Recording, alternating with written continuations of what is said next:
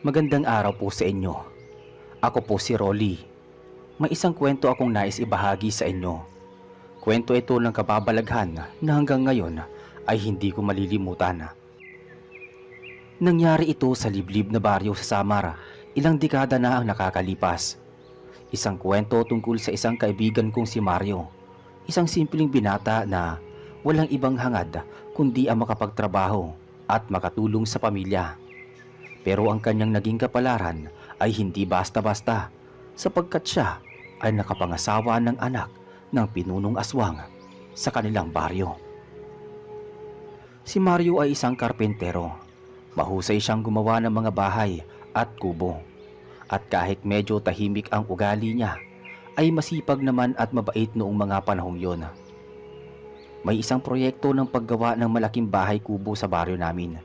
Galing siya sa kabilang bayan at inarkila siya ng kapitan para tumulong sa pagpapatayo ng bahay doon. At doon nagsimula ang lahat. Habang abala si Mario sa kanyang trabaho, napansin niya ang isang dalagang madalas magdala ng pagkain sa kanila. Ang pangalan ng dalaga ay Ligaya. Maputi, mahaba ang buhok at may matang malalim kung tumingin. Kahit simpleng damit lang ang suot, bakas na bakas ang kanyang ganda.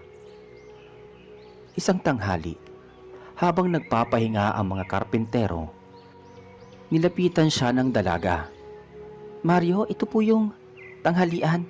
May tinola at kanin, kain na kayo," sabi ni Ligaya habang nakangiti. Medyo nahiya si Mario kaya sagot niya, "Salamat Ligaya, ang bait mo naman. Lagi mo kami dinadala ng pagkain." "Wala yun, sabi kasi ni Papa, alagaan daw namin kayo. Mabigat ang trabaho ninyo," sagot naman ng dalaga. Doon nagsimulang magpansin at mapansin ni Mario ang kakaibang pakikitungo sa kanya ni Ligaya. Madalas ito nga nagdadala ng pagkain. Minsan nag-aabot ng malamig na tubig at kung minsan ay nakikipagkwentuhan pa habang siya ay nagpapahinga. Sa bawat araw na lumipas, mas napapalapit sila sa isa't isa. Lumipas ang ilang linggo at hindi na may kakaila na nahulog ang loob ni Mario kay Ligaya. Kahit mga kasamahan niya ay napapansin ito. "Pare, swerte mo ah. Lagi kang dinadala ng pagkain ni Ligaya," biro ng isa niyang kasama. Ngumiti lang si Mario at umiwas ng tingin. Pero sa puso niya, ramdam niya na espesyal ang pakikitungo ng dalaga. Dumating ang gabi ng pista sa baryo. May sayawan sa gitna ng plaza at maraming tao ang nagsasaya.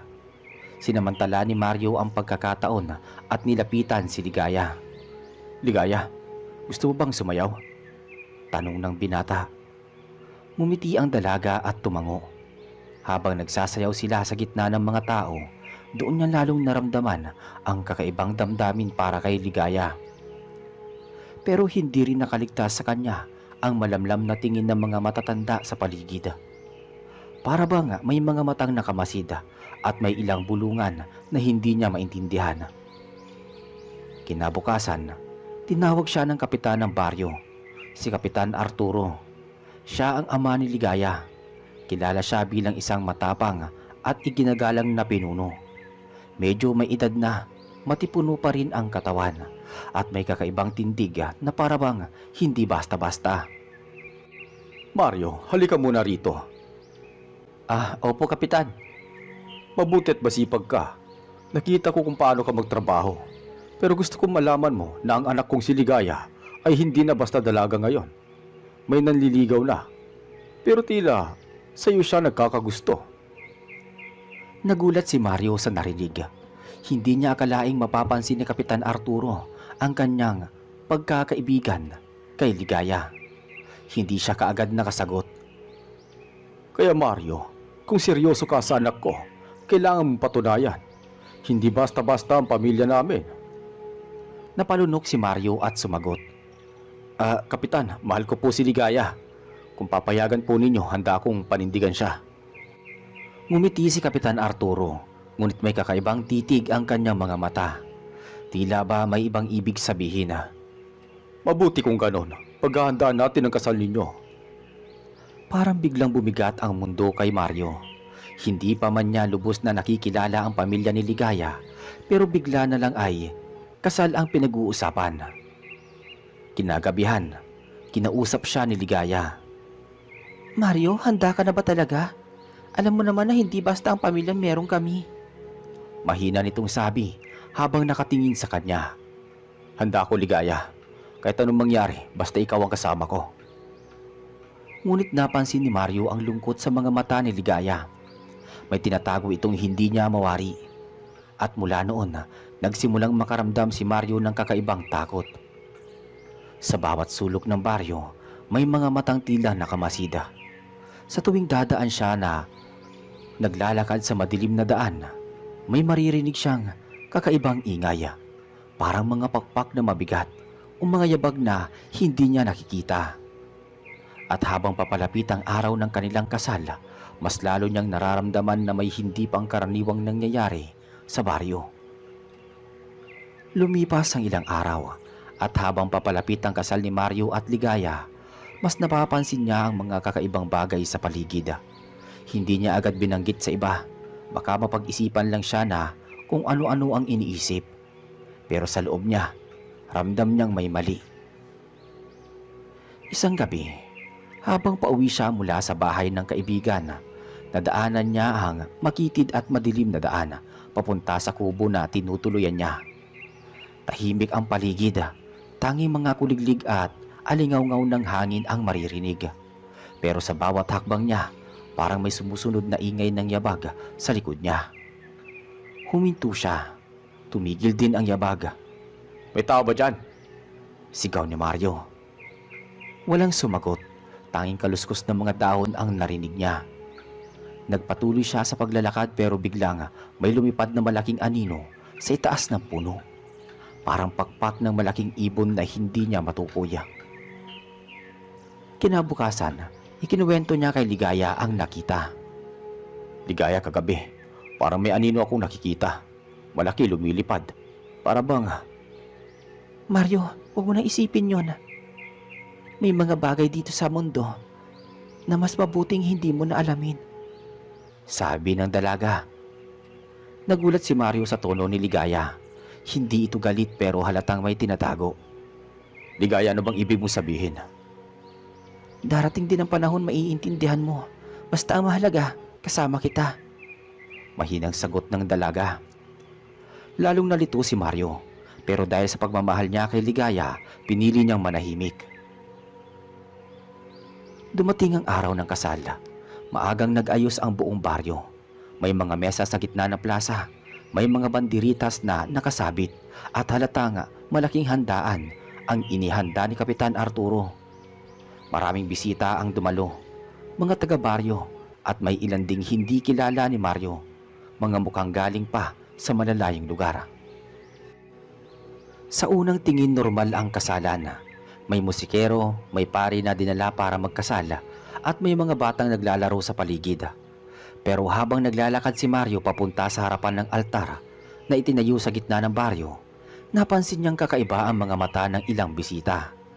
Ang iba'y mapupula, ang iba na may tila kumikislap sa dilima. Habang nakatayo sila ni Ligaya sa harap ng pari, hindi mawala sa isipan niya ang kaba. Tumingin siya sa paligid. Lahat ng mata ay nakatuon sa kanya at pakiramdam niya ay hindi iyon basta simpleng tingin lang. Para bang inaabangan siya ng mga ito. Mario, huwag ka matakot, nandito ako. Bulong ni Ligaya. Nagtama ang kanilang mga mata. Ramdam ni Mario ang pagmamahal ng dalaga, ngunit ramdam din niya ang bigat ng sitwasyon. Nang matapos ang seremonya at diniklarang mag-asawa na sila, nagsimula ang kainan. Dinala si Mario at Ligaya sa isang malaking mesa. Doon niya napansin ang pagkaing inihain. May mga karaniwang ulam, lechon, adobo, pansit, at may ilang putayeng hindi niya mawari. Parang hilaw na karne at may kakaibang amoy na hindi niya halos makaya. O Mario, tikman mo to! Alok ng isang kamag-anak ni Ligaya habang iniaabot ang mangkok ng karne. Sige po, pero busog pa ako eh. Mabilis na sagot ni Mario. Napansin niyang nakatingin sa kanya si Kapitan Arturo. Hindi ito ngumiti, ngunit marahil ay naintindihan ang pag-aalinlangan niya. Habang tumatagal ang kasalan, mas lumalakas ang kaba ni Mario. May ilan na siyang nakikitang kamag-anak ni Ligaya na hindi kumain ng karaniwang pagkain. Bagkus ay nakatingin lang sa kanya, parang umaamoy, parang nag-aantay. Maya-maya nilapitan siya ni Kapitan Arturo. Mario, mula ngayon bahagi ka na ng pamilya namin. May mga bagay kang makikita at mararanasan na hindi karaniwan. Huwag ka matatakot dahil pinili ka na. Napalunok si Mario. Ano pong ibig niyong sabihin, Kapitan? Ngumiti ang kapitan at sa unang pagkakataon na nakita niya ang kakaibang anyo nito. Habang nakangiti, lumitaw ang mahabang ngipin sa gilid ng bibig. Matutulis parang pangil ng hayop. Mabilis itong nawala pero sapat para manginig si Mario sa kanyang kinauupuan. Lahat ay malalaman mo rin sa takdang panahon. Dagdag pa ni Kapitan Arturo. Mabilis siyang bumalik sa kanyang pwesto. Iniwan si Mario na hindi makapaniwala sa kanyang nakita. Kinabukasan matapos ang kasal, sinamahan ni Ligaya si Mario sa kanilang bagong tahanan. Isang kubo malapit sa gilid ng kagubatan. Doon sila titira bilang mag-asawa. Sa una masaya si Mario dahil kasama niya na ang babaeng mahal niya. Pero habang nagtatagal, mas lalo niyang nararamdaman na hindi basta ordinaryong pamilya ang kanyang napasukan. Isang gabi, nagising siya dahil sa wala sa tabi niya si Ligaya. Lumabas siya ng bahay at nakita niya itong nakatayo sa gitna ng dilim. Nakatingala sa buwan, ang mahahaba nitong buhok ay nakalugay at ang kanyang balat ay tila mas maputla kaysa sa dati. Ligaya. Dahan-dahang lumingon ang dalaga. Ang mga mata nito ay kumikislap ng mapulang liwanag bago muling bumalik sa normal. Lumapit ito kay Mario at mahigpit na niyakap. Mario, sana maintindihan mo balang araw. Hindi ako tulad ng iniisip mo, pero mahal na mahal kita. Bulong ni Ligaya. Hindi na nakapagsalita si Mario. Nanlamig ang kanyang katawan at mas lalo niyang naramdaman ang bigat ng kanyang naging desisyon. Pagkalipas ng ilang araw matapos ang kasal, nagsimula ng maranasan ni Mario ang mas malalaking pagbabago. Sa una, normal ang lahat. Gumigising sila ni Ligaya, nagtatanim sa bakuran at nagluluto ng pagkain. Pero sa gabi, may mga bagay na hindi niya mapaliwanag. Isang gabi, habang mahimbing siyang natutulog, bigla siyang nagising sa kakaibang ingay.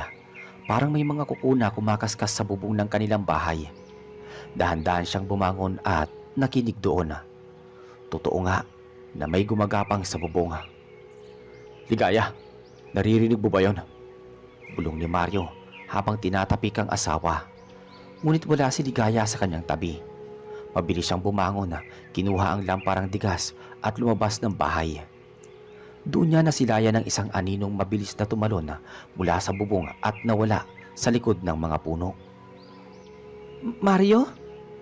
Biglang lumabas si Ligaya mula sa dilim, humahabol ng hininga.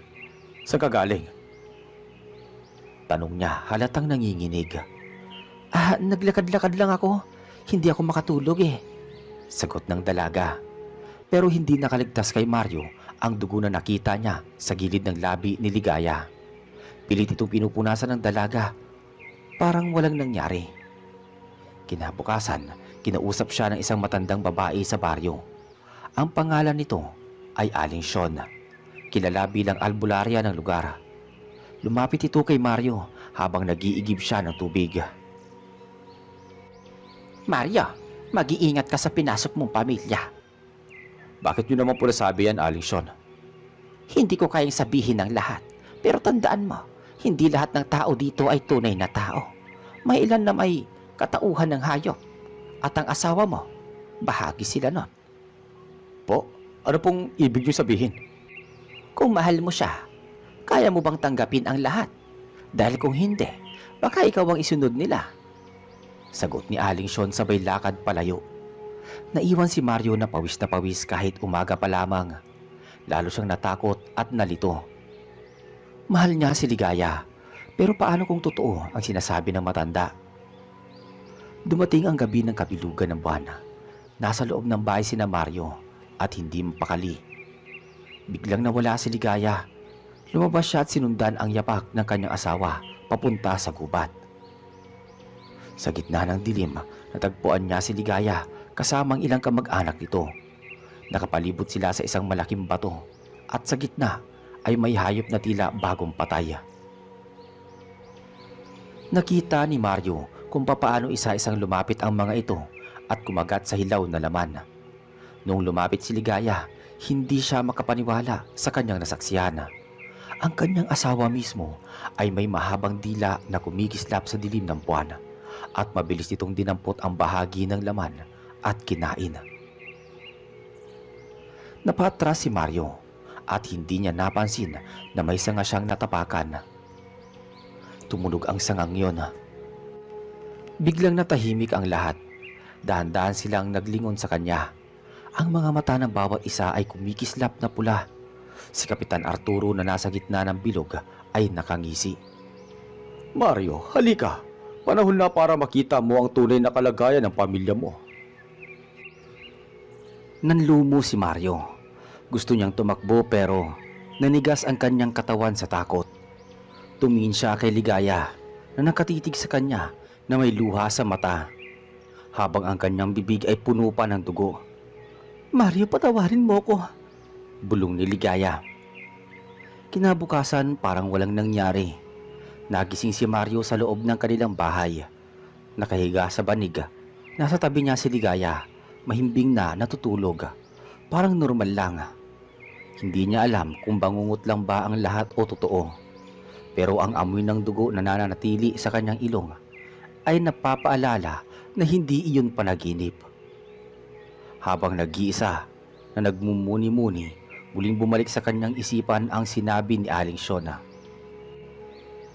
Sa oras na iyon, alam niyang kailangan niya ng magdesisyon.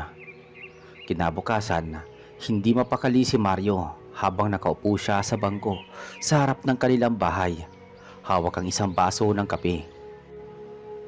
Iniisip niya ang lahat ng kanyang nasaksihan kagabi. Hindi na iyon basta bangungot. Totoo ang lahat. Maya-maya lumapit si Ligaya. May dalang tinapay. Mario, kumain ka muna. Hindi ka na natulog ng maayos kagabi.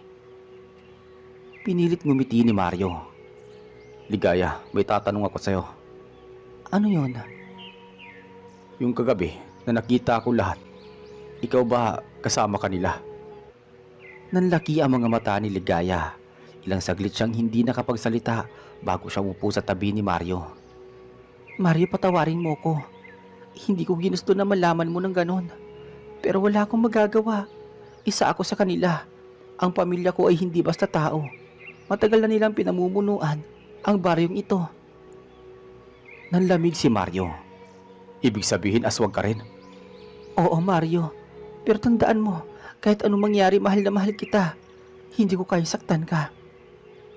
Tahimik si Mario. Hindi niya alam kung maniniwala ba siya sa sinasabi ng asawa. Pero sa kaloob-looban niya, ramdam pa rin niya ang pagmamahal kay Ligaya. Kinagabihan na, muli siyang nilapitan ni Kapitan Arturo. Mario, halika. Kailangan na natin pag-usapan ang mga magiging papel mo sa pamilya. Dinala siya nito sa malaking bahay ng pamilya. Pagpasok niya, naamoy niya kaagad ang matapang na amoy ng dugo. Sa gitna ng mesa, may nakahain na kakaibang pagkain. Hilaw na karne at may mga mangkok ng may init na dugo. Umupo ka. Umupo si Mario. Nanginginig. Nakapalibot sa kanya ang mga kamag-anak ni Ligaya. Lahat sila nakatitig sa kanya.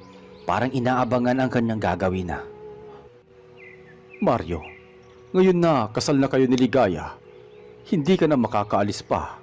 Ikaw ay bahagi ng aming lahi, pero kailangan mong pumili. Tatanggapin mo ba ang kapalaran mo o tatakas ka na parang duwag? Hindi agad nakapagsalita si Mario. Tumingin siya kay Ligaya na nakaupo rin sa tabi niya. May luha sa mga mata ng kanyang asawa. Tila nagmamakaawa. Papa, huwag na natin siyang pilitin.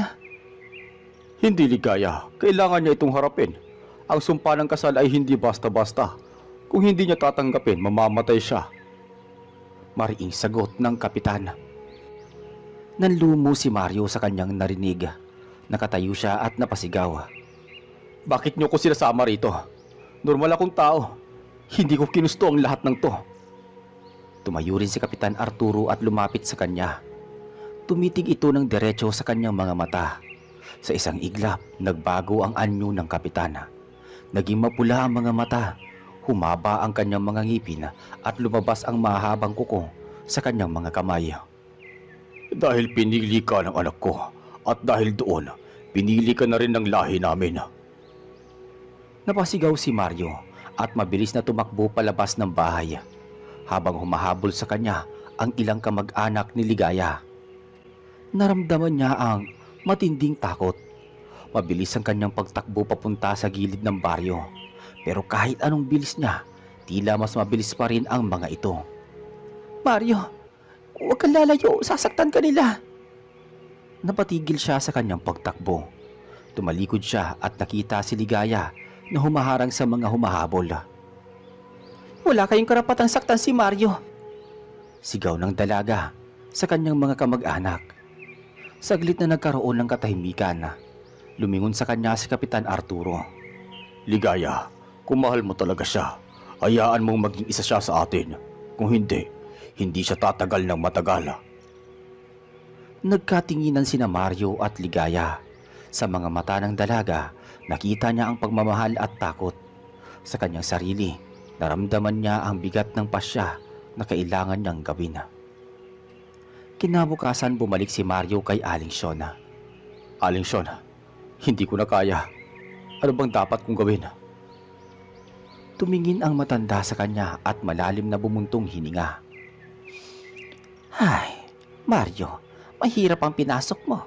Kapag pinili mong manatili kay Ligaya, unti-unti ka magiging isa rin sa kanila. Pero kung tatakas ka, baka hindi ka nila palayain. May 2 daan sa harap mo. Ang mahalin ng asawa mo at tanggapin ng lahat. O lumaban at isugal ang buhay mo. Napatungo si Mario. Hindi niya alam kung alin ang pipiliin. Ang puso niya ay para kay Ligaya. Pero ang takot niya ay hindi mawala-wala. Lumipas ang ilang gabi at hindi mapakali si Mario sa bawat oras na kasama niya si Ligaya. Nararamdaman niya ang kakaibang presensya ng pamilya nito sa paligid. May mga mata na laging nakamasida. May mga anino sa paligid na hindi niya makita ang pinanggalingan. Isang gabi, habang nag-iisa sa kanyang kubo, narinig niya ang yabag sa labas. Biglang kumidlat at nagkulog, parang nagbabanta. Dahan-dahan nang tinutukan ang labas ng bahay. May mga anino na gumagalaw sa dilim. At sa bawat hakbang nila, ramdam niya ang malamig na hangin sa buong paligid. Lumapit si Ligaya sa kanya. Humawak sa kanyang kamay. Mario, huwag ka matakot. Nandito ako. Ligaya, hindi ko na kaya. Hindi ko maintindihan ang pamilya mo. At natatakot ako na baka mamatay ako rito. Meron. Kung mahal mo ko, tanggapin mo ang lahat. Pero kung hindi, may paraan para makaligtas ka. Kinabukasan naglakad si Mario patungo sa gilid ng baryo. Pinagmamasdan niya ang kakubatan at ang madilim na ilog na dumadaan sa dulo ng baryo. Alam niyang doon madalas magtipon-tipon ang pamilya ni Ligaya sa gabi. Naisip niya na baka doon niya malalaman ang kabuuan ng katotohanan. Habang naglalakad siya, nakita niya ang ilang bata sa baryo. Nakangiti at naglalaro sa kalsada. Ngunit napansin niya ang ilan sa mga bata ay may kakaibang itsura sa mga mata at kuko. Halos makati siya sa takot. Ngunit pinilit niyang kalmahin ang sarili. Hindi ko alam kung ano gagawin ko. Kung tatakas ako, baka habulin nila ako. Pero kung mananatili ako, baka hindi na ako maging tao. Gabi na nang muli siyang bumalik sa bahay. Si Ligaya ay naghahanda ng hapunan. Napansin niyang may kakaibang liwanag sa paligid ng kubo. Parang nakasilip ang mga anino mula sa mga puno. Ligaya, handa na ako. Handa ka na? Oo, handa na akong pumili. Pero, Ngunit takot ako na maging kapalaran ko. Mario, hindi mo kailangan matakot sa akin, sa pamilya ko. May sumpa pero kung mahal mo ko, tutulungan kita.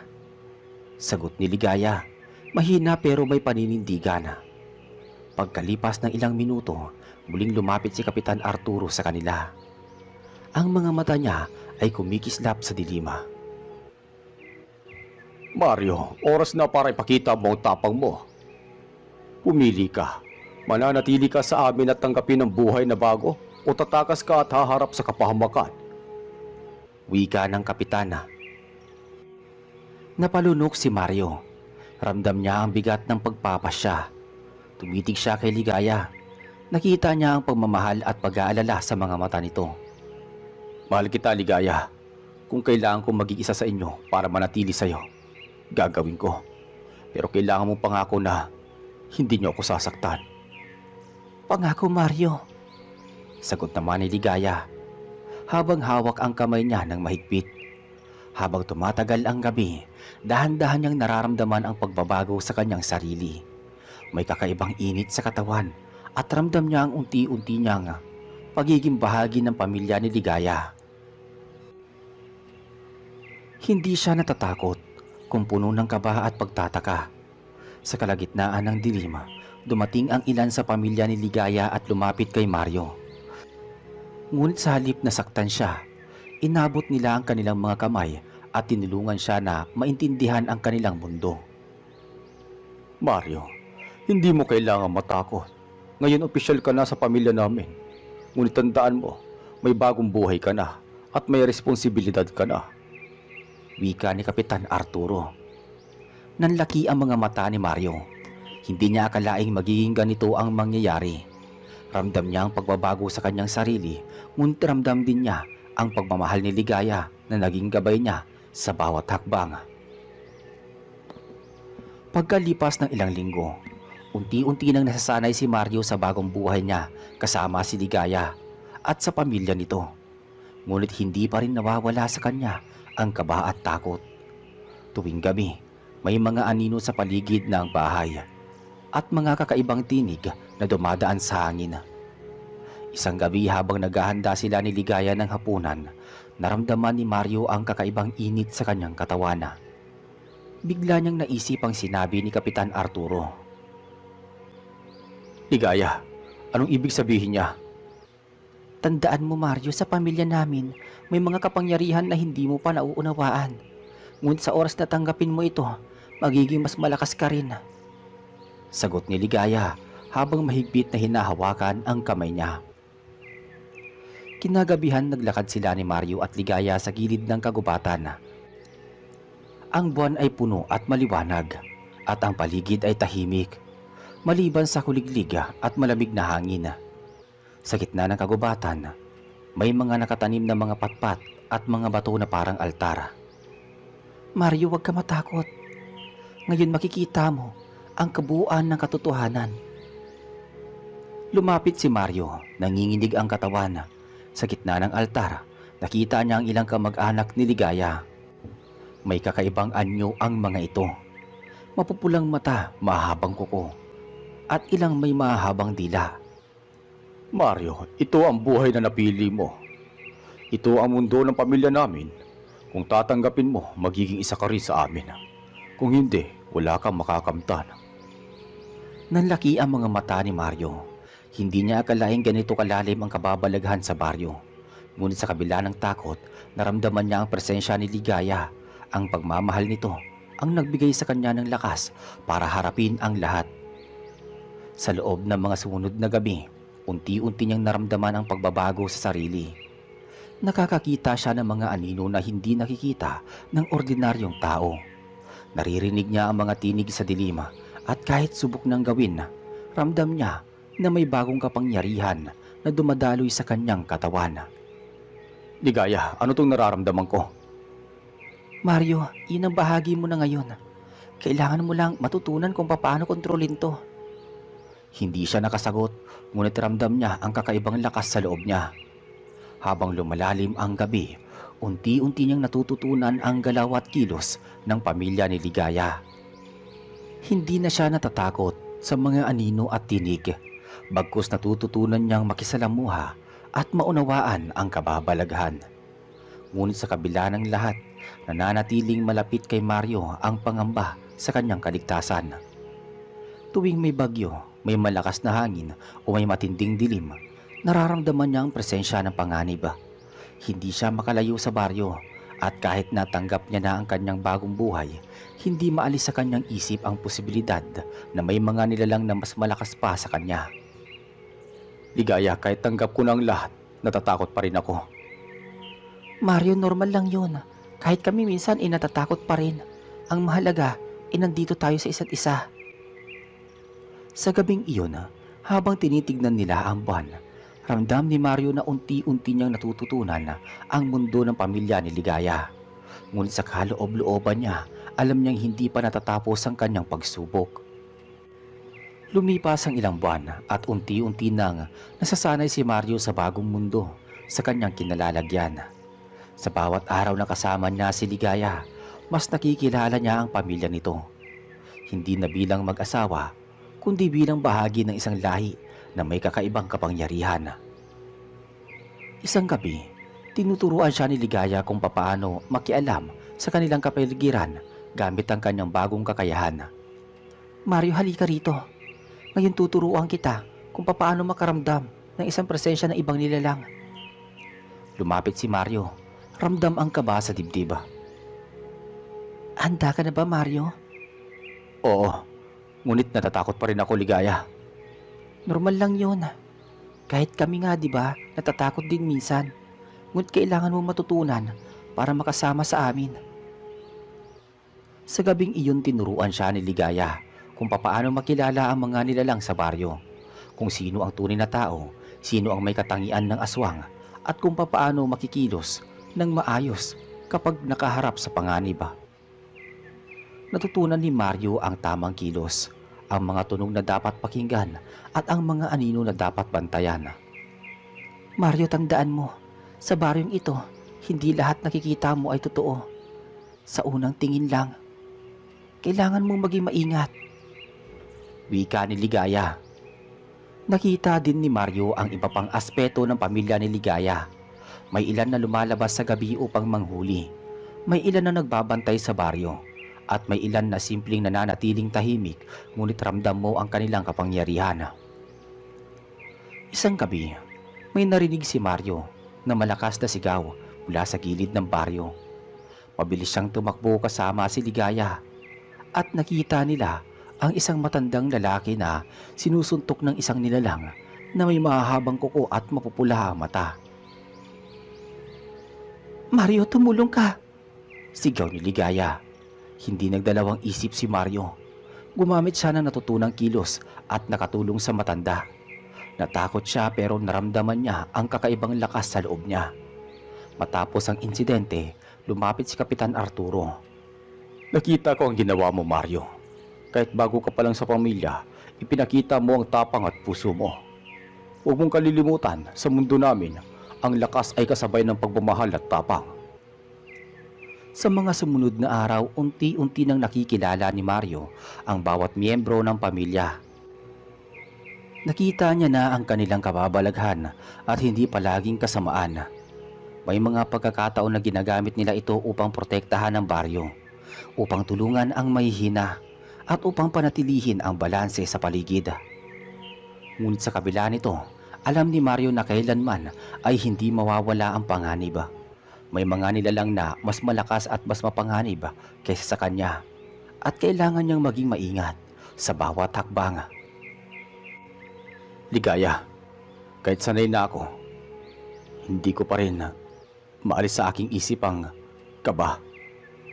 Mario, natural lang yun. Ngunit tandaan mo, hindi ka nag-iisa. Nandito ako at ang pamilya ko. Nandito rin para sa'yo. Sagot ng dalaga sabay yakap sa kanya. Sa gabing iyon habang nakaupo sila sa gilid ng ilog at pinagmamasdan ang mga bituin, ramdam ni Mario ang tunay na pagmamahal at suporta ni Ligaya. Ramdam niya rin ang responsibilidad na kasama sa kanyang bagong buhay. Ang maging bahagi ng pamilya ng mga aswang.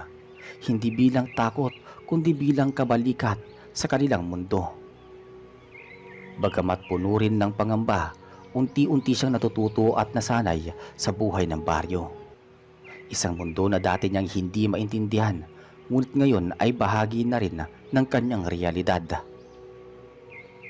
Lumipas ang ilang buwan, mula nang tagapin ni Mario ang bagong buhay. Sa bawat araw na kasama niya si Ligaya at ang pamilya nito, mas lalo niyang nauunawaan ang kababalaghan sa baryo. Ngunit sa kabila ng lahat, may mga pagkakataon na ang panganib ay muling sumusulpot. Isang gabi, may narinig siyang malakas na sigaw mula sa gilid ng kagubatan. Agad siyang tumayo at kinuha ang lampara, sabay lapit kay Ligaya. Ligaya, may sumigaw sa gubat. Mario, dahan-dahan ka lang. Kailangan natin malaman kung sino at ano ang nagdudulot nito. Sagot ng dalaga. Lumapit sila sa pinagmumulan ng sigaw at nakita nila ang isang bata mula sa baryo na nahuli sa isang bitag. Ngunit hindi ordinaryong bitag ito. May mga anino na gumagalaw sa paligid, tila nakabantay sa bawat kilos nila. Mario, kailangan mong gamitin ang natutunan mo. Handa na ako. Gamit ang natutunan niyang galaw at pakiramdam sa kapaligiran, unti-unti niyang nailayo ang bata sa panganib. Nakita niya ang mga anino na tila sumusunod sa bawat hakbang niya. Ngunit dahil sa gabay ni Ligaya, nagawa niyang makalabas sa kagubatan. Kinagabihan, lumapit si Kapitan Arturo kay Mario. Mario, nakita ko na naman ang tapang at puso mo. Sa baryo namin, ang kababalagan ay hindi palaging kasamaan. Ginagamit namin ito upang protektahan ang baryo at ang mga tao rito. Kapitan, natatakot pa rin ako, pero ramdam ko kailangan kong maging bahagi ng mundo ninyo. Sagot ni Mario, huminga ng malalim. Mario, hindi mo kailangang matakot palagi. Basta lagi kang nandyan kay Ligaya at kasama mo kami. Makakaya mo ang lahat. Isang araw. Mario, tingnan mo. Ang baryo natin kahit puno ng kababalaghan ay payapa. Kung alam mong gamitin ang natutunan mo nang tama, makakatulong ka sa lahat. O Ligaya, naiintindihan ko na. Kahit kakaiba at nakakatakot, ramdam ko na mahalaga ang lahat ng natutunan ko rito. Sa gabing iyon, habang pinagmamasdan nila ang buwan at mga bituin, ramdam ni Mario ang pagbabago sa kanyang sarili. Hindi na siya simpleng binata na takot sa dilim at kababalaghan. Natutunan niyang tanggapin ang bagong mundo, ang pamilya ni Ligaya at ang kanyang bagong kakayahan. Ngunit sa kaloob-looban niya, alam niyang may mas malalaking pagsubok pa rin na darating. Ang baryo ay puno ng misteryo at kahit sanay na siya, hindi pa rin mawawala ang takot at kaba. Ngunit sa piling ni Ligaya at ng pamilya, ramdam niya ang lakas at pagmamahal na kailangan niya upang harapin ang lahat na darating na hamon. Isang gabi, napansin ni Mario na may kakaibang kislap sa kagubatan. Malapit yun sa baryo. Ramdam niya ang bigat sa dibdib, parang may paparating na panganib. Tinawag niya si Ligaya. Ligaya, may nararamdaman akong kakaiba sa gubat. Mario, dahan-dahan lang. Alam ko ang nararamdaman mo, pero kailangan nating alamin kung ano yun. Sagot ni Ligaya. Lumabas sila ng kubo at habang papalapit sa gubat, nakita nila ang ilan sa pamilya ni Ligaya na nagtipon sa paligid ng isang malaking bato. Sa gitna nito, may nilalang na hindi nila kilala. Malaki, may mapulang mata at mahabang kuko. Mario, ito na ang hamon sa iyo. Kung matututunan mong harapin ito, mas lalo kang magiging handa sa mundo namin. Kung hindi, baka mapahamak ka. Handa na ako, bulong niya. Sinimulan ng nilalang ang pag-atake. Bilang bagong bahagi ng pamilya, natutunan ni Mario ang tamang kilos sa pamamagitan ng gabay ni Ligaya. Nagtangkang umatake ang nilalang, ngunit mabilis siyang nakatugon at naitaboy ito sa tulong ng bagong kakayahan niya. Mario, galing mo! Sigaw ni Ligaya habang tumatakbo patungo sa kanya. Ngunit hindi pa tapos ang hamon. Lumapit ang iba pang nilalang at ramdam ni Mario ang tunay na panganib. Pinilit niyang gamitin ang lahat ng kanyang natutunan. Pagkilala sa mga anino, tamang galaw at pakiramdam sa kapaligiran. Sa bawat laban, mas lalo siyang lumalakas. Sa huli natalo nila ang mga nilalang at bumalik sa baryo. Huminga ng malalim si Mario, nanginginig sa lakas at kaba. Mario, nakita mo na? Oo, pero napakadelikado ng mundo ninyo, sagot niya. Kinabukasan, naabutan ni Kapitan Arturo si Mario sa gilid ng baryo. Mario, mula ngayon, opisyal ka na sa pamilya namin. Hindi ka lang asawa ni Ligaya, kundi isa ka lang tagapangalaga sa baryo. Ngunit tandaan mo, ang responsibilidad ay higit sa pagmamahal. Kailangang handa kang harapin ang lahat ng darating na panganib. Paliwanag ng kapitana. Nanlaki ang mga mata ni Mario. Ramdam niya ang bigat ng responsibilidad, ngunit ramdam din niya ang pagmamahal ni Ligaya. Handa ako, Kapitan. Basta kasama ko si Ligaya. Sagot ni Mario. Sa mga sumunod na linggo, mas lalo pang lumalim ang pagsasanay ni Mario.